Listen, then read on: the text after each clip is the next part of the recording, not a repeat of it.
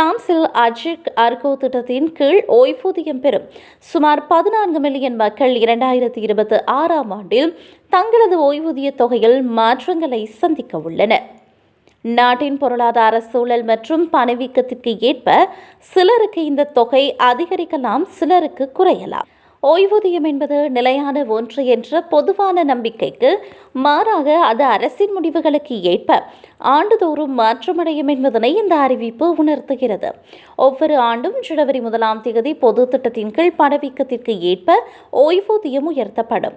அதேபோல நவம்பர் 1ஆம் தேதி தனியார் துறை ஊழியர்களுக்கான அஜிக் அர்கோ துணை ஓய்வூதியங்கள் மாற்றியமைக்கப்படும்.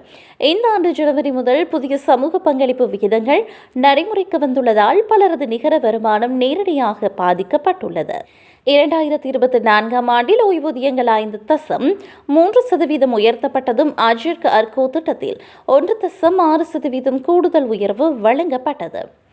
எனினும் இந்த உயர்வினால் ஓய்வூதியதாரர்களின் 2024ஆம் ஆண்டிற்கான குறிப்பு வரி வருமானம் அதிகரித்துள்ளது.